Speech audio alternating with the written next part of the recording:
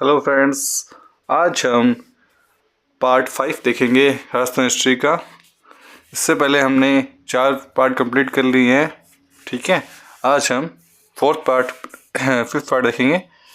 तो हमने पिछले जो वीडियो में हमने छोड़ा था वो हमने कंप्लीट किया था अपने कांस्य युग कंप्लीट कर लिया था। ठीक है, हमने यहाँ से स्टार्ट किया था पहले पाषाण काल, फिर ताम्र पाषाण काल, फिर कांस्य काल और लोहा काल। तो लोहा काल देखेंगे आज हम। तो उसके बारे में हम आज पढ़ेंगे, लोहा काल के बारे में। ठीक है, तो इसमें क्या होता है, वेदों में इस युग को, ये लिखा हुआ वेदों में इस युग की जानकारी प्राप्त होती है। वेदों में इस युग की जानकारी प्राप्त होती है, लोहा युग की। ठीक है, अतः इसे वैदिक सभ्यता कहा जाता है। इसके जो केंद्र थे, केंद्र कहाँ है, अनूपगढ़, तहखाना वाला डेरा, चक 64, ये सारे किस जिले में आते हैं, श्री गंगानगर में आते हैं जिले में। फिर उसके बाद अपना स्टार्ट हुआ महाजनपद काल। लोहा युग खत्म हो गया, अब अपने स्टार्ट होता है महाजनपद काल। मैं आपको दिखा देता हूँ पहले। तो लोहा काल कंप्लीट कर लिया, अब अपने कर रहे हैं महाजनपद काल। ठीक है, उसके बाद मौर्य काल, फिर मयोत्तर काल, फिर गुप्त काल, गुप्तोत्तर काल। ठीक है, फिर अपने कंप्लीट करते हैं। अब महाजनपद काल में अब क्या देखें पढ़ेंगे हमने। पहले आया मत्स्य जनपद। मत्स्य जनपद आया। मत्स्य जनपद में हमने इनके क्षेत्र कहाँ, मत्स्य जनपद के क्षेत्र को कौन सा था, इसका क्षेत्र थे जयपुर, अलवर, भरतपुर। ठीक है, ऋग्वेद में इस जनपद की जानकारी मिलती है। कौन से वेद में इसकी जानकारी मिलती है, ऋग्वेद में। तो जब भी पूछा जाता है कि क्षेत्र कौन कौन से हैं मत्स्य जनपद में, तो अपन को याद होना चाहिए अलवर, भरतपुर और जयपुर। तो ये 3 मत्स्य जनपद में क्षेत्र आते हैं। ठीक है, उसके बाद किस वेद से इनकी जानकारी मिलती है मत्स्य जनपद की, तो ऋग्वेद से हमें इनकी जानकारी मिलती है। ठीक है, उसके बाद राजधानी क्या थी इनकी, जब ये मत्स्य जनपद की राजधानी क्या कौन थी, विराटनगर थी, जो कि जयपुर। महाभारत काल में विराटनगर में, महाभारत काल से विराटनगर की जानकारी मिलती है। ठीक है, महाभारत काल से मिलती है विराटनगर की जानकारी। गोपीनाथ शर्मा के अनुसार महाभारत युद्ध के बाद मत्स्य जनपद शक्तिशाली हो गया था। चेंदी, जो कि मध्य प्रदेश में है, महाजनपद ने मत्स्य जनपद को हराया था। कालांतर में मत्स्य महाजनपद का मगध यानी कि बिहार में महाजनपद का विलय हो गया था। सोरसेन महाजनपद क्षेत्र कौन कौन से आते हैं इसमें, भरतपुर और अलवर, 2 ही क्षेत्र आते हैं इसमें, भरतपुर और अलवर। और राजधानी क्या है इसकी, मथुरा। फिर आता है नेक्स्ट कुरु महाजनपद। क्षेत्र कौन कौन से हैं, अलवर का उत्तरी भाग, और राजधानी क्या थी इसकी, इंद्रप्रस्थ। ठीक है, उसके बाद आता है जनपद शिवी जनपद। इसके क्षेत्र कौन कौन से हैं, उदयपुर तथा चित्तौड़गढ़ शिवी जनपद के अंतर्गत आते हैं। और इसकी राजधानी मध्यमिका नगरी या चित्तौड़ में। ठीक है, और जानकारी के स्रोत कहाँ से मिलते हैं मध्यमिका के, तो जानकारी के स्रोत अपने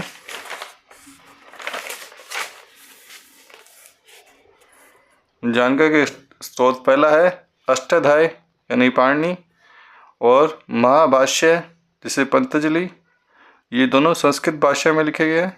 फिर नेक्स्ट महाभारत व्यास, महाभारत जो व्यास द्वारा लिखी गई थी, तो ये वहाँ से इनकी जानकारी मिलती है।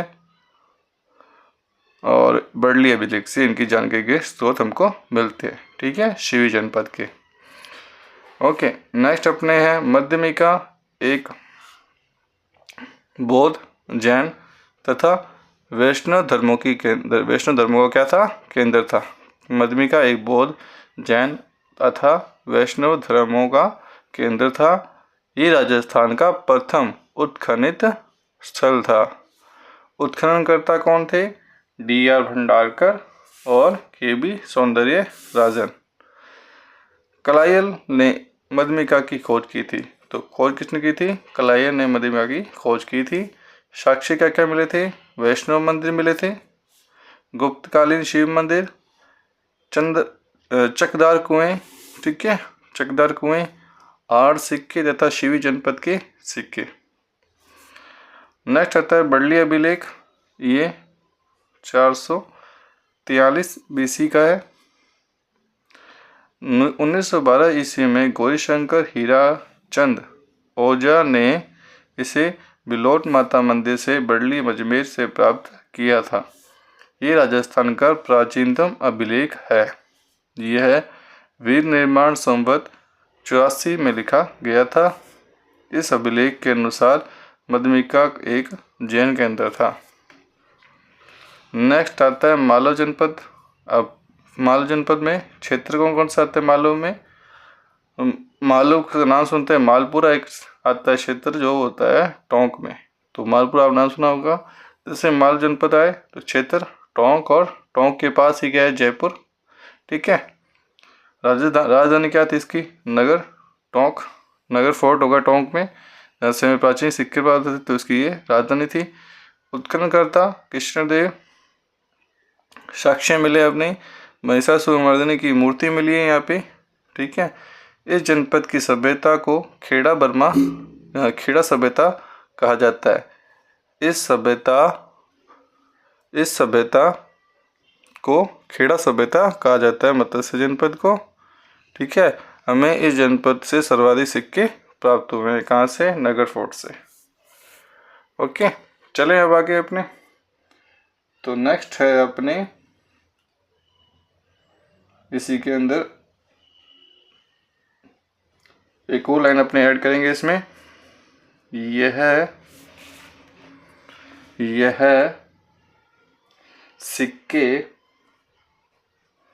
यह सिक्के नगर तथा रेड टोंक जिले से नामक स्थानों से प्राप्त हुए हैं।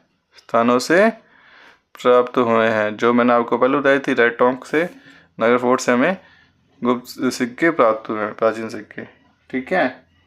रेड को प्राचीन भारत का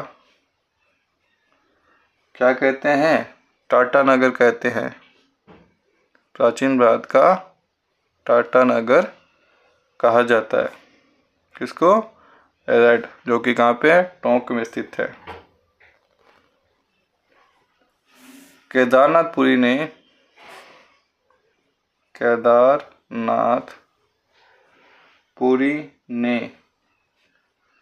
रेड का उत्खनन किया। किसने उत्खनन किया था? केदारनाथपुरी ने। अब उसको आगे अपने जनपद पढ़ते हैं। तो नेक्स्ट जनपद अपने आता है, तो अपने नेक्स्ट पेज पे चलते हैं पहले। तो नेक्स्ट जनपद आता है 6 नंबर पॉइंट, अयोध्या जनपद।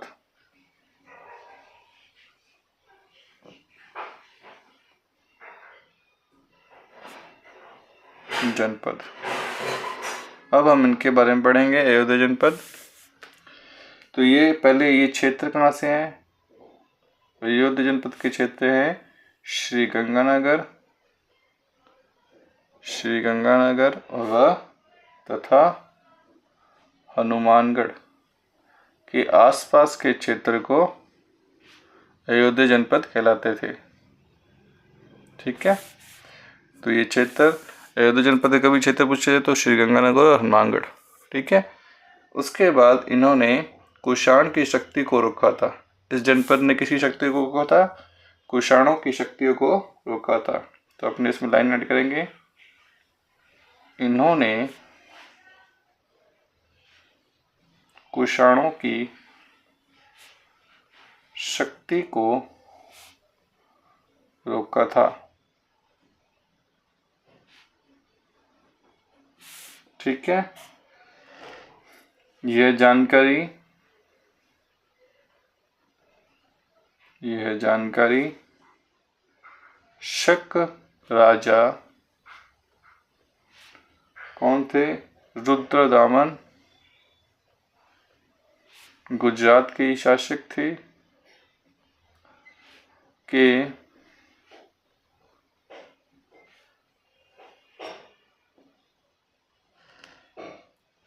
मीनार, गिरनार या जूनागढ़ गुजरात अभिलेख से मिलती है। ठीक है, मिलती है।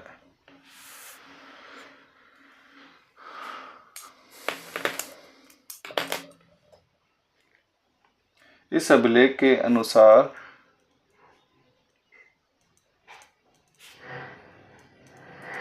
इस अभिलेख के अनुसार इस अभिलेख के अनुसार अयोध्या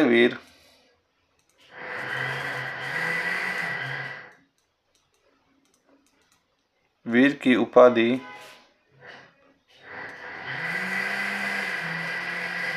इस अभिलेख के अनुसार जो अयोध्या वीर की उपाधि धारण करते थे,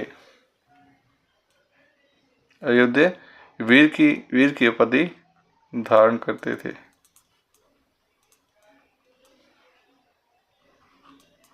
ठीक है, नेक्स्ट अपना जनपद रहता है शाल्व जनपद।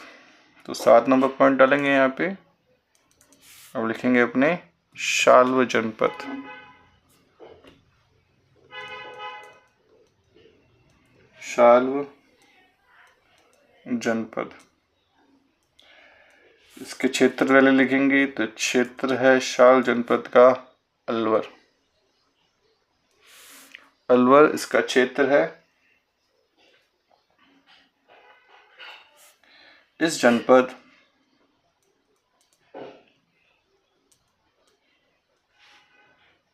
का मत्स्य महाजनपद से सीमा विवाद था। तो इस जनपद का मत्स्य जनपद जो कि भी अलवर में ही स्थित है, तो इन दोनों में क्या था, सीमा का विवाद था। ठीक है, नेक्स्ट अपने आता है 8 नंबर अर्जुनयन जनपद। अर्जुनयन जनपद, क्षेत्र इसका कौन सा हुआ अर्जुनयन का? तो पहला क्षेत्र है इसका सीकर। ठीक है, नीम का थाना जो इसके अंदर सीकर जिले में आता है, नीम का थाना, और अलवर था और भरतपुर था। तो ये इनके क्षेत्र थे अर्जुनयन जनपद के। 9 नंबर अपने आता है राजन्य जनपद। राजन्य जनपद, तो इसके क्षेत्र केवल क्या था, भरतपुर। तो राजन्य जनपद का क्षेत्र क्या है, भरतपुर। अब अपने महाजनपद कंप्लीट हो चुके हैं। अब अपने पढ़ेंगे मौर्य काल।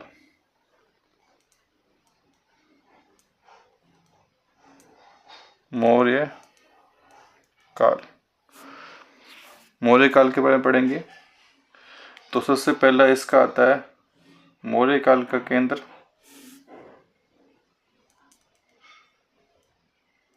तो केंद्र अपना बैराट जयपुर। बैराट जयपुर, ठीक है।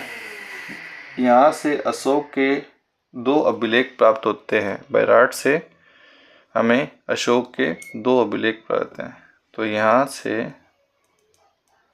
हमें अशोक के 2 अभिलेख प्राप्त होते हैं।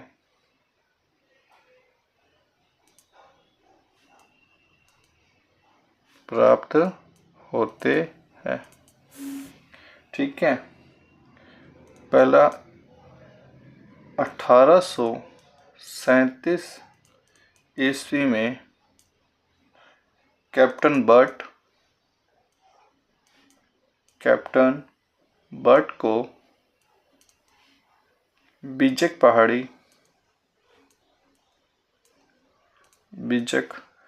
पहाड़ी से अभिलेख प्राप्त हुआ। किस पहाड़ी से प्राप्त हुआ? बीजक की पहाड़ी से। किसको प्राप्त हुआ? कैप्टन बर्ट को मिला। कब मिला? 1837 ईस्वी में। ठीक है। इसे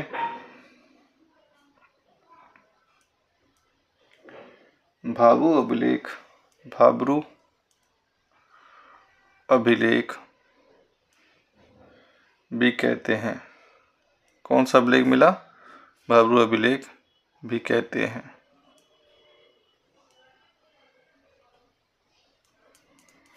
ठीक है, यहाँ तक क्लियर। इसमें अशोक और मगध राजा बताया गया था। भाब्रू अभिलेख में क्या बताया था?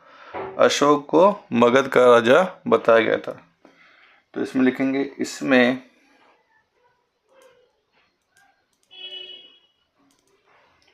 अशोक को मगध का राजा बताया गया।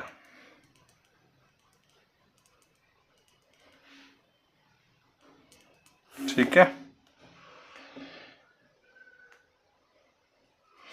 अशोक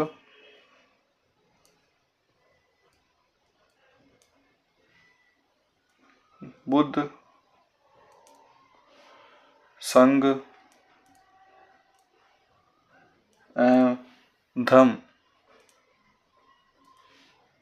में विश्वास व्यक्त करता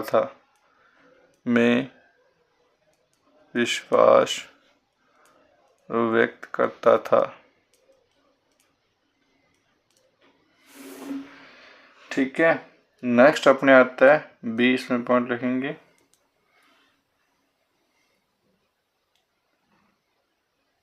1871 ईस्वी में कलाइकल को भीम पहाड़ी से अभिलेख प्राप्त हुआ। अब कौन सी पहाड़ी से प्राप्त हुआ अभिलेख? दूसरा, भीम पहाड़ी से। क्लार्क को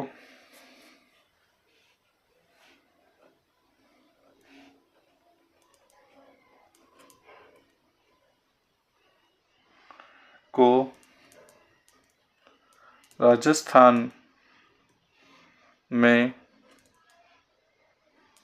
पुरातत्व का जनक कहा जाता है। पुरातत्व का जनक कहा जाता है। पूरा नाम AC क्लार्क है। ठीक है।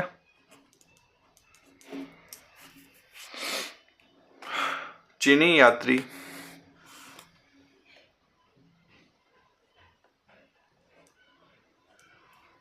यात्री हेवनसांग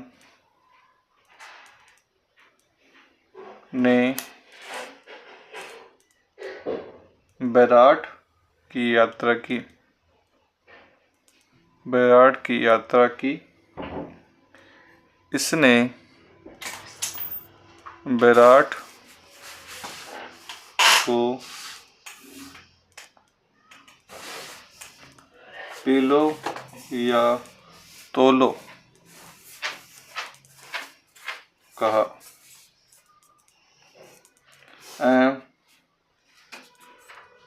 बैराट के बैल तथा भीड़ प्रसिद्ध बताए।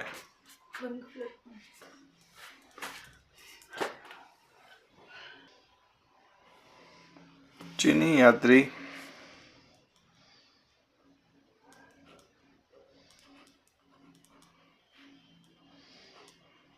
हेवेनसांग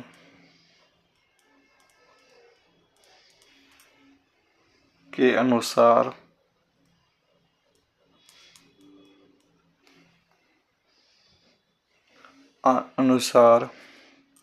बेराट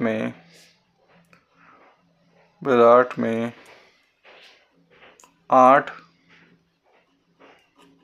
बौद्ध मठ थे, जिन्हें हुण राजा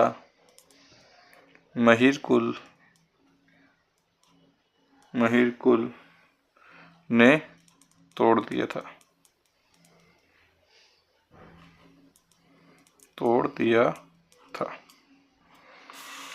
चलते हैं नेक्स्ट पेज पे।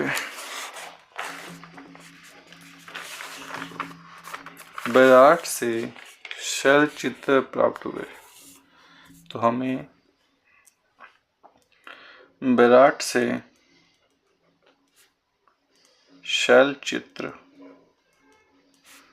प्राप्त होते हैं। बेराट की लिपि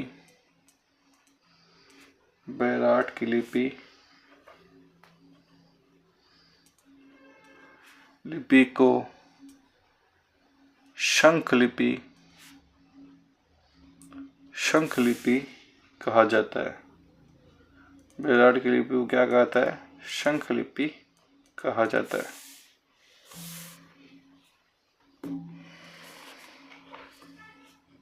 जयपुर के महाराजा राम सिंह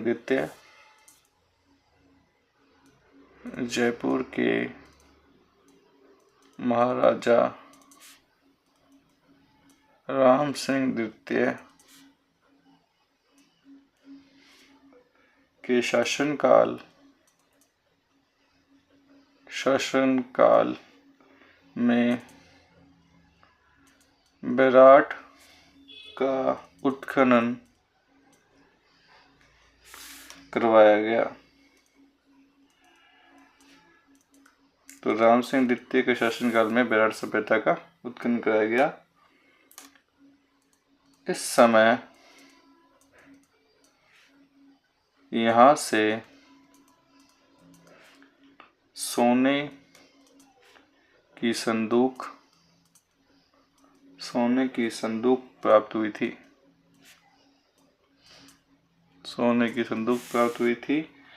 जिसमें शायद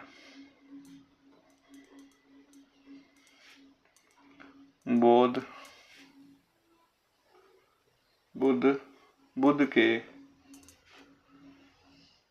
अवशेष रहे होंगे।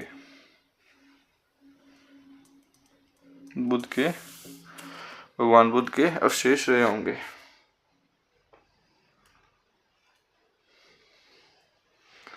उत्खननकर्ता कौन थे? उत्खननकर्ता 1936 ईस्वी में दयाराम साहनी। ठीक है। अंग्रेजों द्वारा करवाया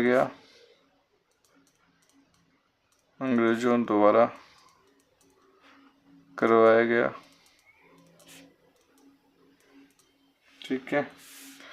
और 1961-62 ईस्वी में नीलरत्न बनर्जी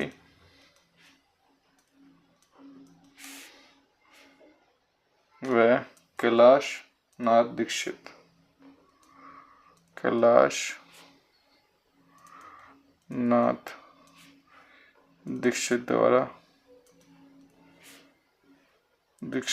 द्वारा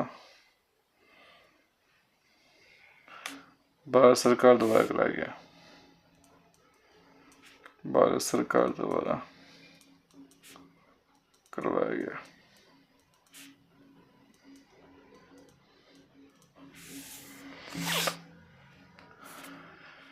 कुमारपाल प्रबंध पुस्तक के अनुसार चित्रांग मौर्य ने चित्तौड़ किले का निर्माण करवाया।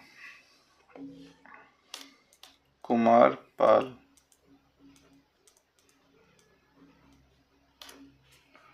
प्रबंध पुस्तक के अनुसार चित्रांग मौर्य ने चित्तौड़ किले का निर्माण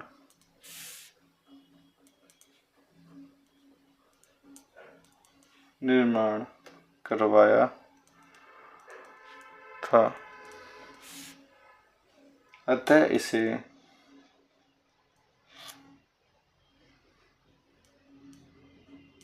चित्रकूट दुर्ग भी कहते हैं।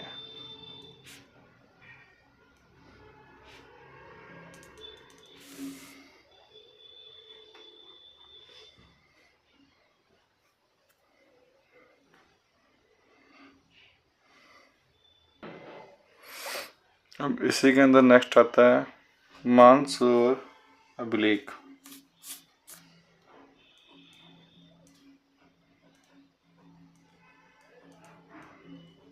मानसरोवर अभिलेख ये 713 ईस्वी चित्तौड़गढ़, ठीक है। यह अभिलेख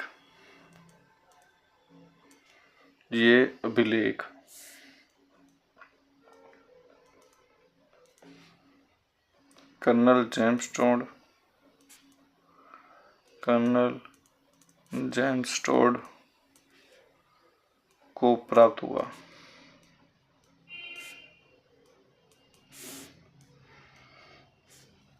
इस अभिलेख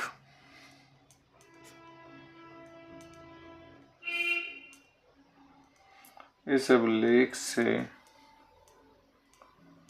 4 मौर्य राजाओं की जानकारी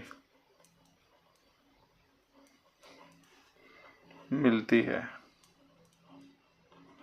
जो कि इस प्रकार हैं। पहला महेश्वर,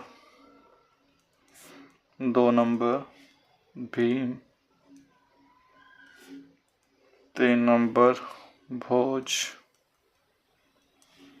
4 नंबर मान।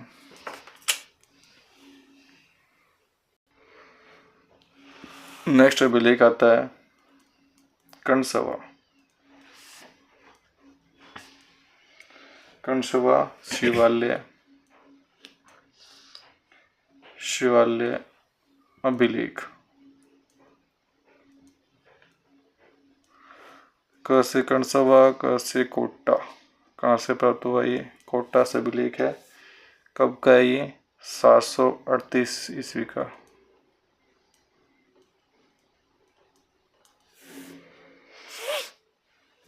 इस अभिलेख में मौर्य राजा धवल की जानकारी मिलती है। इस अभिलेख में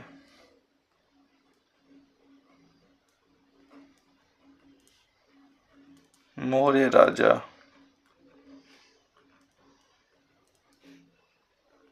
धवल की जानकारी मिलती है।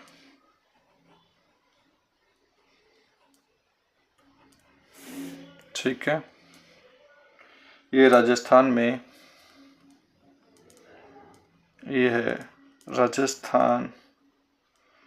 में मौर्यों के बारे में जानकारी देने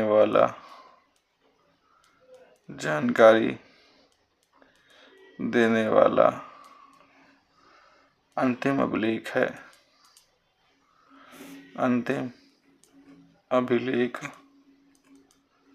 है। तो ये 51वां अभिलेख यहाँ तक कंप्लीट हुआ। अपने मौर्य काल में ये अभिलेख आते हैं। ठीक है, एक कौन सा मानसरोवर अभिलेख और एक हुआ 51वां शिवालय अभिलेख जो कि कोटा का है। अब अपने आते हैं मौर्योत्तर काल में। तो अपने हेडिंग डालते हैं मौर्योत्तर काल।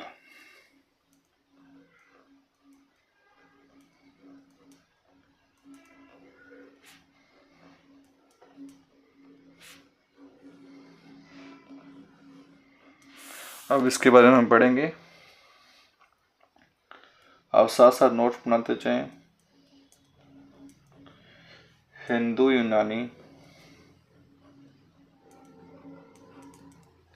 यूनानी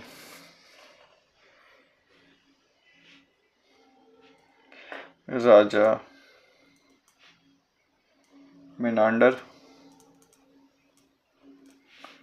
ने माध्यमिका पर आक्रमण कर दिया था।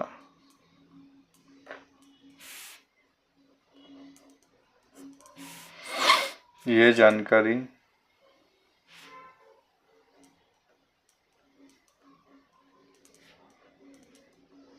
जानकारी पतंजलि की महाभाग्य से प्राप्त होती है। महाभाग्यों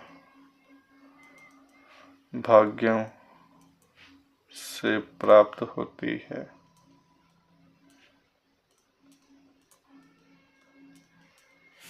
हमें बैराट से 28 इंडो ग्रीक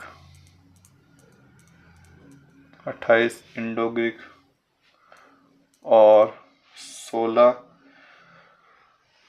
इंडो ग्रीक और मिनांडर के 16 सोने के सिक्के प्राप्त होते हैं। कहाँ से? बैराट से। अब चलते हैं आगे अपने। इसी के अंदर आता है 9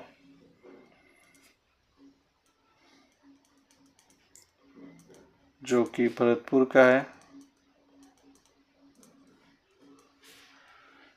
9 सभ्यता 9 भरतपुर में। तो इसकी खोज की थी खननकर्ता है रतन चंद्र अग्रवाल, जिसे बोलते हैं हम आर.सी. अग्रवाल द्वारा। साक्ष्य हमको यहाँ से क्या मिले? 9 सभ्यता से। तो पहला साक्ष्य मिला हमको लोहे व कृषि के उपकरण। दूसरा साक्ष्य मिला हमें यक्ष की मूर्ति।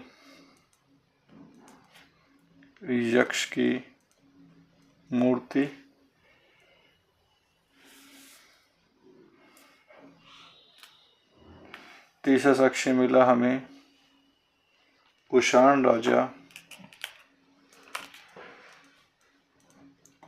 राजा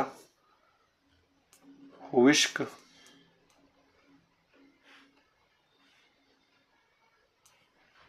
व वासुदेव के सिक्के।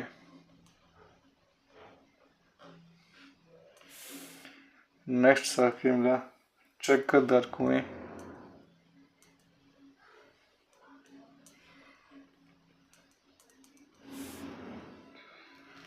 अपने अब नेक्स्ट आता है रंग महल। जो कि कहाँ स्थित है, हनुमानगढ़ में।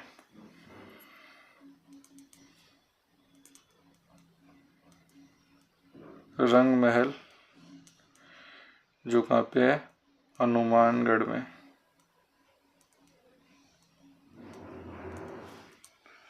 उत्खननकर्ता कौन थे इसके,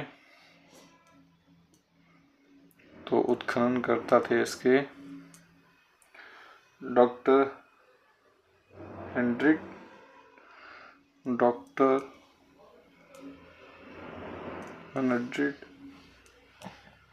जो कि कहाँ के थे, स्वीडन के। ठीक है, साक्ष्य क्या मिले हमको यहाँ से, साक्ष्य मिले, पहला साक्ष्य लाल रंग के मृदभांड जिन पर काले रंग की रेखाएं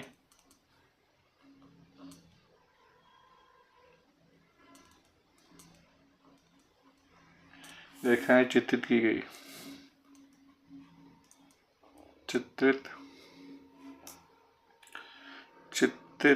की गई।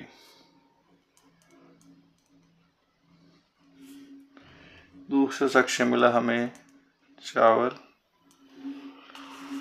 उसके बाद हमें तीसरा साक्ष्य मिला कुषाण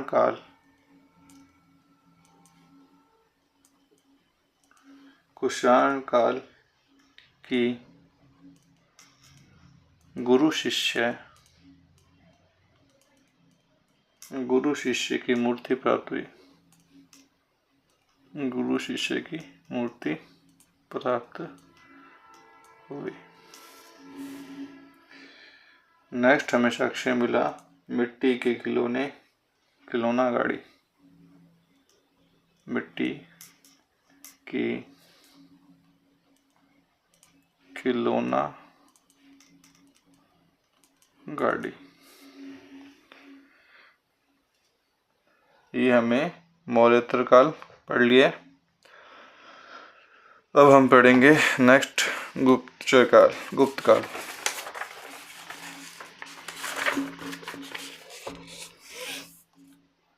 तो यहाँ लिखेंगे हम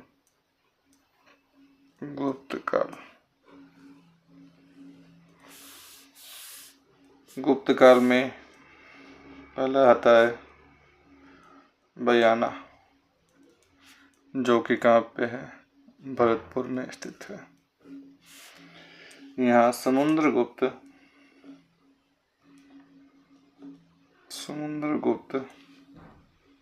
ने यहाँ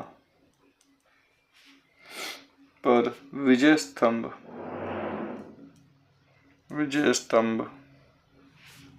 का निर्माण करवाया था। समुद्रगुप्त ने यहाँ पे विजय स्तंभ का निर्माण करवाया था। ये राजस्थान का पहला विजय स्तंभ है। ये है राजस्थान का पहला विजय स्तंभ है। विजय स्तंभ है था वरिक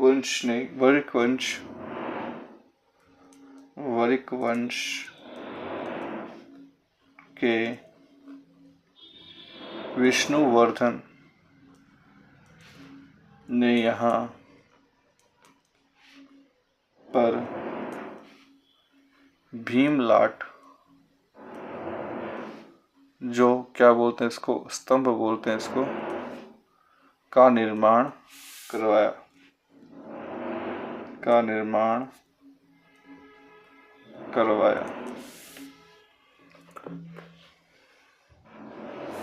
नेक्स्ट आता है नगला छेल,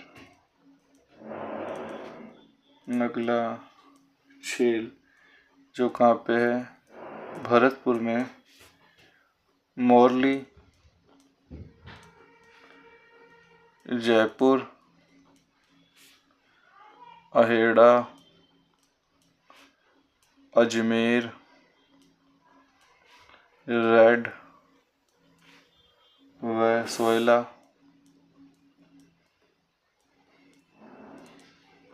ये कहाँ पे है, टोंक। नामक स्थान, नामक स्थान से गुप्त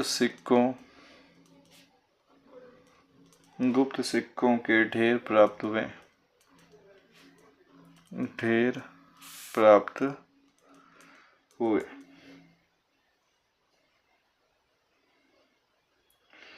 प्रतिहार राजा, नेक्स्ट लाइन पे लिखो, प्रतिहार राजा लक्ष्मण सेन की रानी चित्रलेखा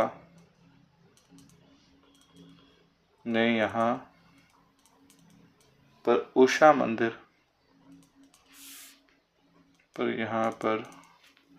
उषा मंदिर का निर्माण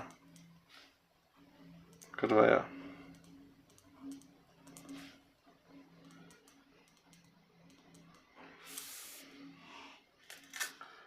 मध्यकाल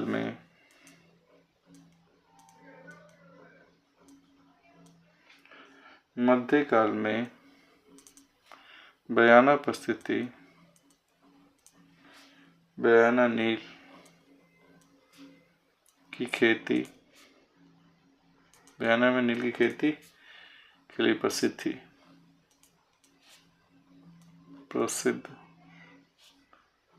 था। ठीक है, नेक्स्ट आता है इसमें गुप्त काल में बड़वा अभिलेख। बड़वा अभिलेख ब से बड़वा, ब से 12, कहाँ से है ये, कहाँ पे मिला ये, 12 जिले से। कौन सी ईस्वी का है, 238 ईस्वी का। ठीक है, इस अभिलेख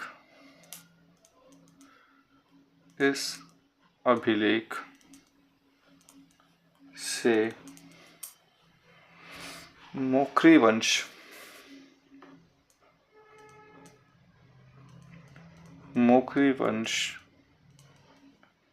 के महासेनापति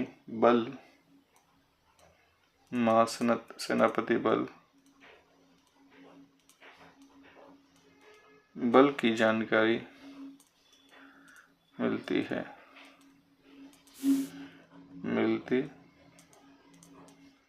है। यहाँ से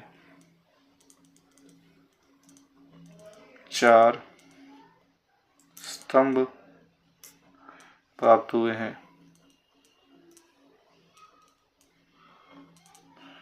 तथा इनमें से 3 पर लेख लिखे गए हैं। 3 पर लेख लिखे गए हैं।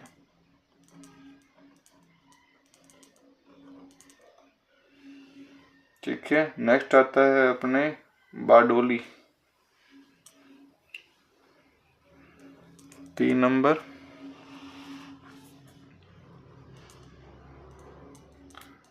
बारडोली कहाँ मिला हमें, चित्तौड़गढ़ से।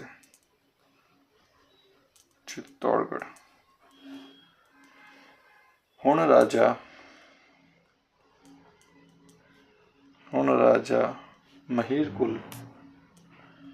महिरकुल ने यहाँ पर शिव मंदिर का निर्माण करवाया। तो यहाँ पे हुण राजा महिरकुल ने यहाँ शिव मंदिर का निर्माण करवाया, बारडोली चित्तौड़गढ़ में। नेक्स्ट आता है अपना 4 नंबर पॉइंट, 4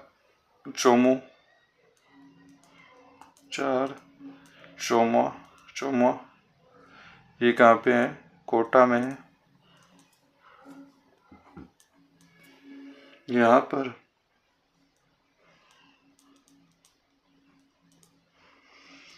गुप्तकालीन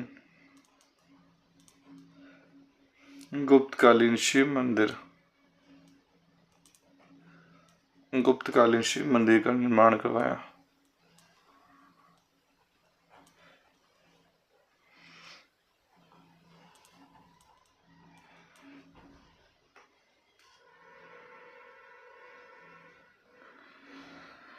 नेक्स्ट आता है अपने अब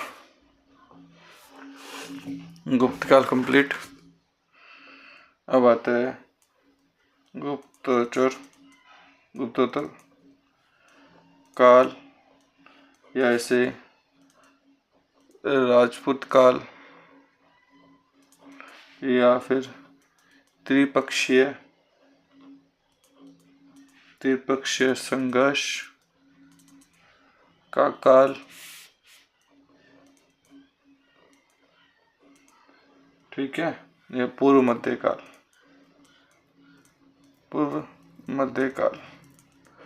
आदि नामों से बोल सकते हैं। ठीक है, तो इसके बारे में लिखेंगे। पहले इसमें आता है भीनमाल।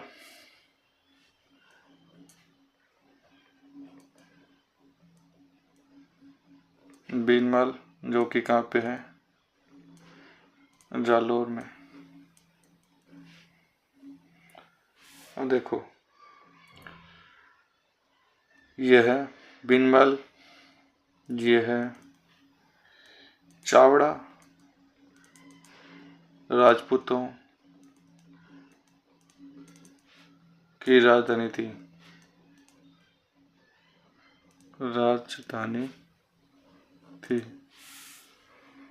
चावड़ा राजपूतों की राजधानी थी।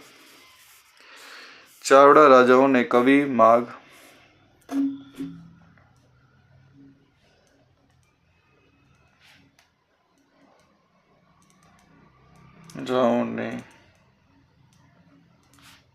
माघ तथा ब्रह्मपुत्र को संरक्षण प्रदान किया।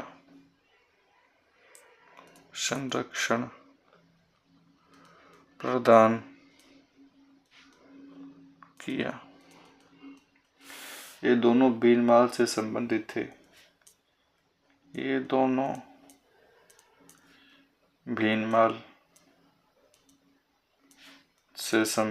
थे। संबंधित थे। कवि माघ की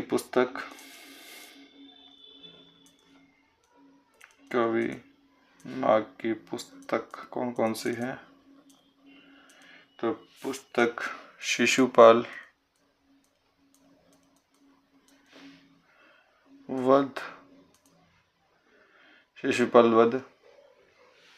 जिसमें शिशुपाल वध में क्या किया गया है? उपमा, किसकी उपमा? कालिदास से भारवी अर्थ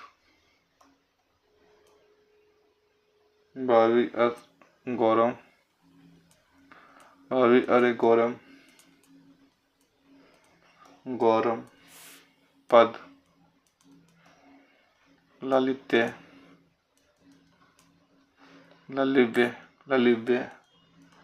दंडिन मादे संति त्रियोगुण। ब्रह्मपुत्र को भारत का न्यूटन कहा जाता है। ब्रह्मपुत्र को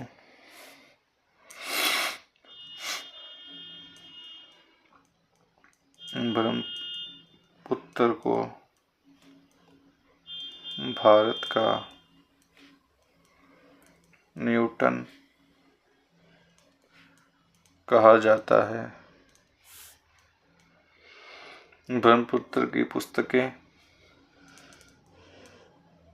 पुस्तकें एक है ब्रह्मस्फुट सिद्धांत,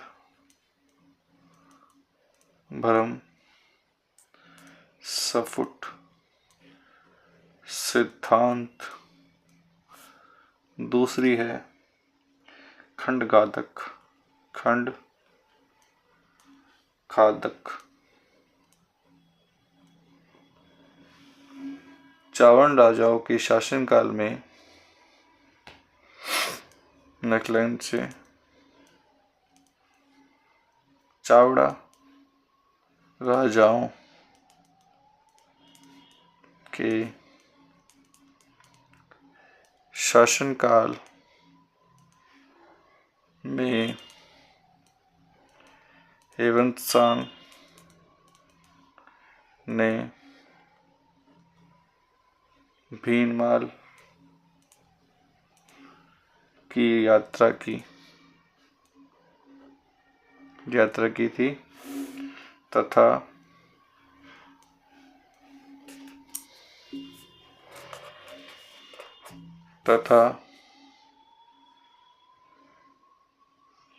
इसने भीनमाल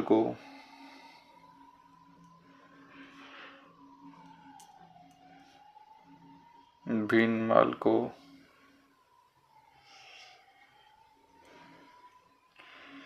पी लो तो लो कहा। बसंतगढ़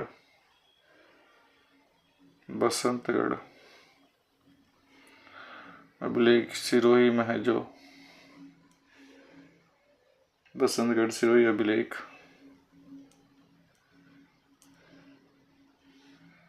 से चावड़ा राजाओं की जानकारी मिलती है।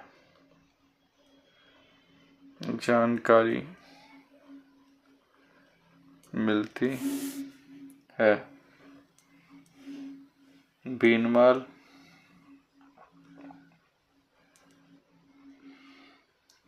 एक विद्या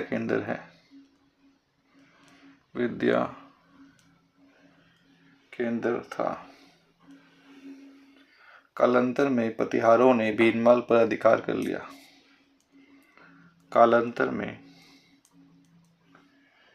प्रतिहारों ने भीनमाल पर अधिकार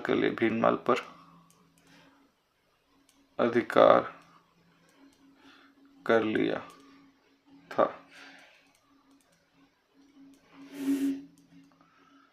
उत्खननकर्ता कौन थे इसके? तो उत्खननकर्ता थे R.C. अग्रवाल, जिसे हम रतन चंद्र अग्रवाल कहते हैं। साक्ष्य हमें क्या क्या मिले इनसे, भीनमाल से? तो साक्ष्य हमें मिले शक सिक्के,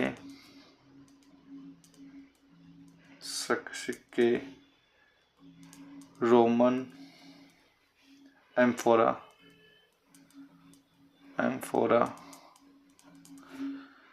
और यूनानी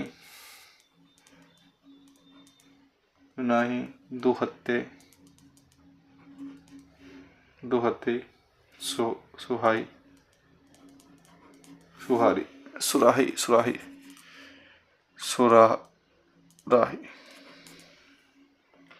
तो ये मिले। नेक्स्ट आता है अपने बसंतगढ़ अभिलेख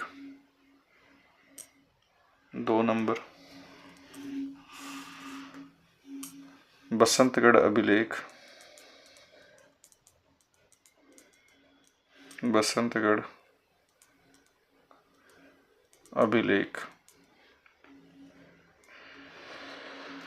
ये कहाँ का है? सिरोही का है। और कौन से सन का है? ये 625 ईस्वी का है। ठीक है। ये अभिलेख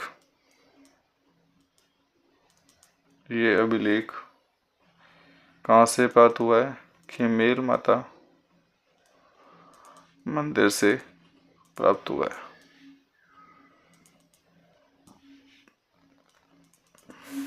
नेक्स्ट है, ये चावड़ा राजा ब्रह्मलाद की जानकारी देता है। ये है चावड़ा राजा रमलात की जानकारी देता है।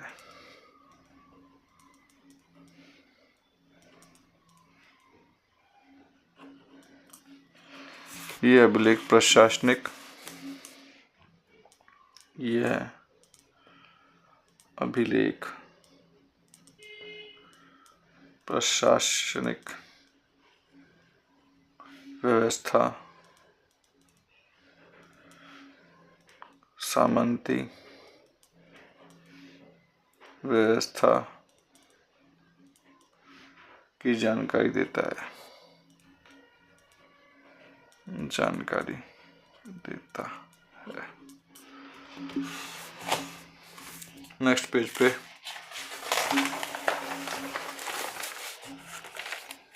इस लेख में सर्वप्रथम राजस्थान शब्द का प्रयोग किया गया। तो बसंतगढ़ अभिलेख में राजस्थान शब्द का प्रथम बार प्रयोग किया गया।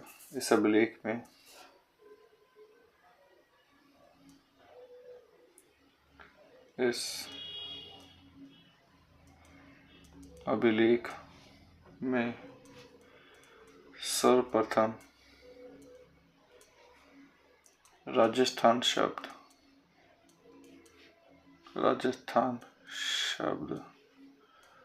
का प्रयोग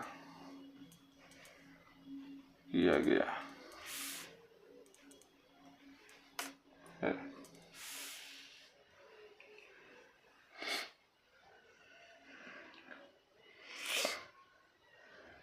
अन्य पुस्तकें स्थल कौन कौन सी है?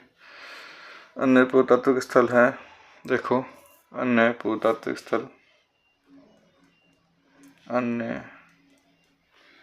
पुरातात्विक स्थल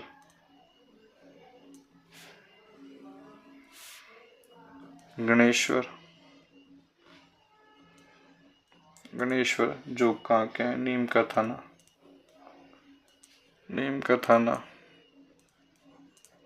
सीकर। नेक्स्ट है अपने ये कांतली नदी के किनारे स्थित है।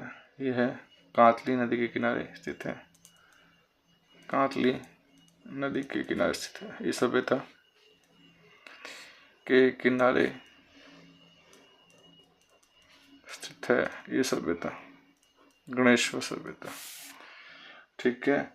उत्खनन करता थे आरसी अग्रवाल, उत्खनन करता आरसी अग्रवाल, रतन चंद्र अग्रवाल। ठीक है। इसे ताम्रयुगीन सभ्यता की जननी कहा जाता है। इस सभ्यता को, गणेश्वर सभ्यता को, इसे ताम्रयुगीन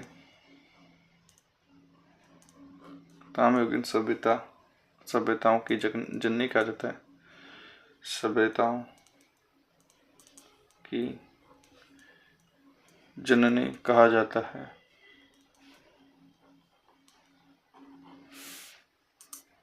साक्ष्य क्या क्या मिले यहाँ से? तो साक्ष्य यहाँ तांबा यहाँ से तांबा, हड़प्पा और मोहनजोदड़ो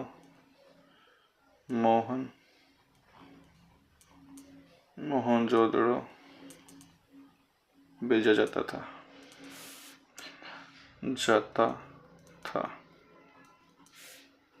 2 नंबर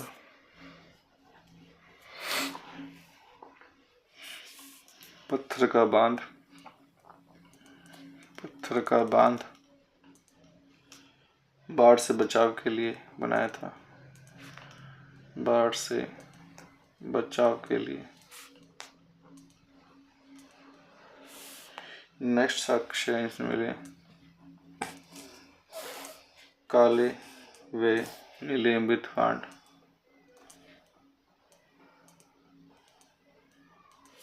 ठीक है। 4 नंबर यहाँ से क्या मिला? मकान बनाने में पत्थरों का प्रयोग किया जाता था। मकान बनाने के लिए पत्थरों का उपयोग किया जाता था। नेक्स्ट सभ्यता अपने रेड टॉक।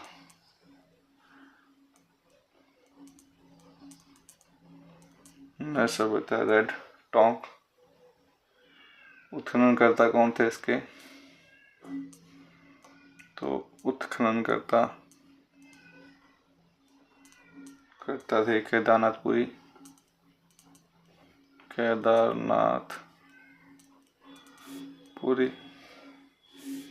साक्ष्य, लोहा। इसे प्राचीन भारत का टाटानगर कहते थे। प्राचीन भारत का टाटानगर कहते थे, कहा जाता था। ठीक है, यहाँ 3000 सिक्के। दूसरा साक्ष्य क्या है? 3000 सिक्के जिनमें कुछ मालवों के और मित्र के, अपोलोडोटस के और इंडो सेसनियन के 3000 सिक्के मिले हैं जो मालव के, मित्र के, अपोलोडस के, इंडो सेसनियन के। पगड़ी पहने हुए महिला की मूर्ति मिली है यहाँ पे। 3 नंबर, पगड़ी पहने हुए महिला की मूर्ति।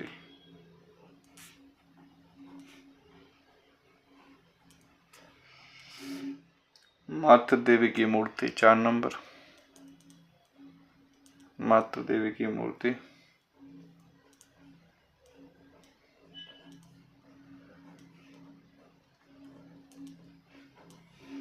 चक्रधार कुएं,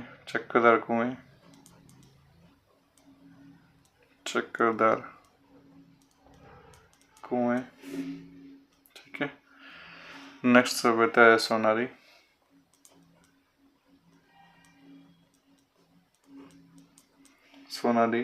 जो कि नीम का थाना सीकर,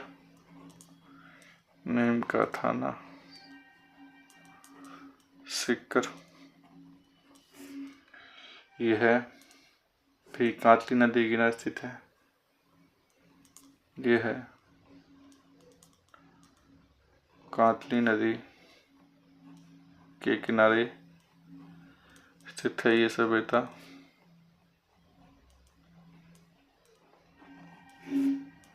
ठीक है, ये एक वैदिक कालीन सभ्य बस्ती थी।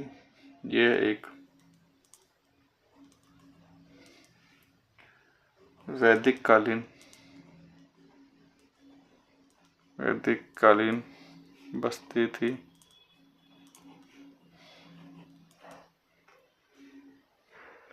साक्ष्य यहाँ से मिले हैं हमको। लोहे की भट्टियाँ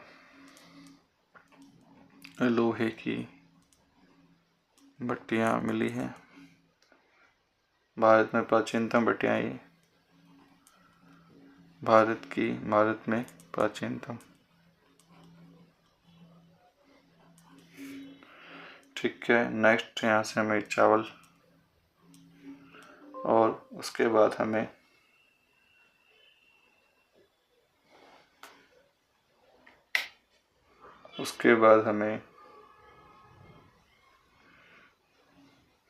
घोड़ों के खींचे जाने वाले रथ,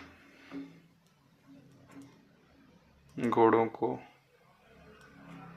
खींचे जाने वाले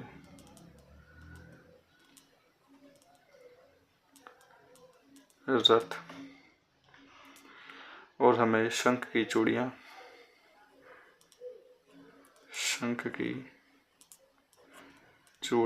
प्राप्त हुई है। ठीक है, तो अब नेक्स्ट है हमें जोधपुरा सभ्यता। ठीक है, तो नेक्स्ट है अपनी 4 नंबर जोधपुर सभ्यता। ये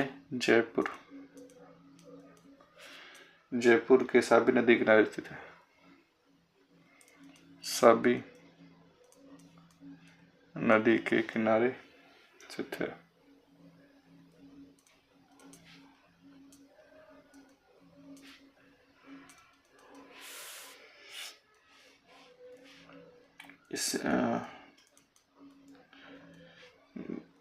इसे धरतुल घाट की सभ्यता कहा जाता है। धरतुल घाट की सभ्यता कहा जाता है।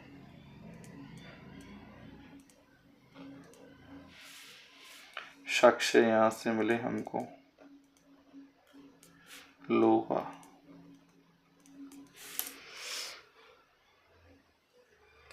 उत्खनन करता है RC अग्रवाल। उत्खनन करता RC अग्रवाल।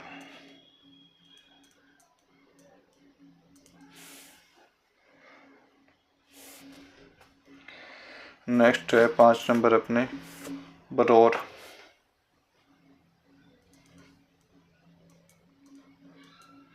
बरौर सभ्यता ये कहाँ? श्री गंगानगर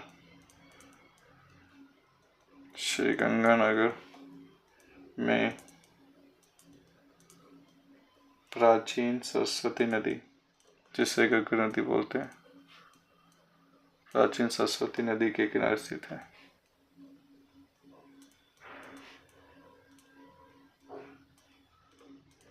ठीक है। साक्ष्य हमें क्या मिले यहाँ पे? बटन के आकार की मोहरें।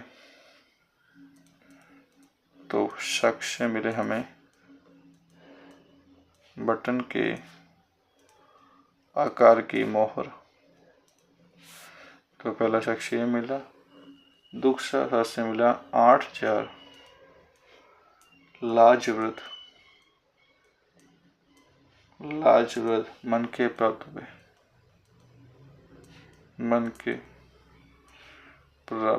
हुए हैं। प्राक हड़प्पा व विकसित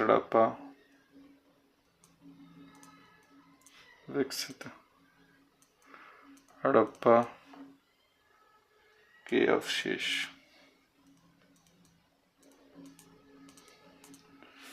ठीक है जी। नेक्स्ट है 6 नंबर इसरवाल।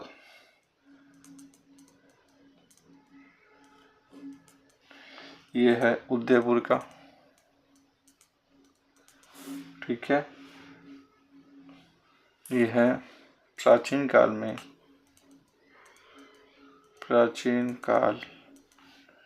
में ये है एक औद्योगिक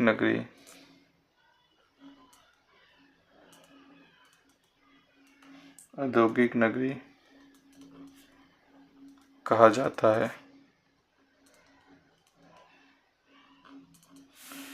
साक्ष्य हैं इसके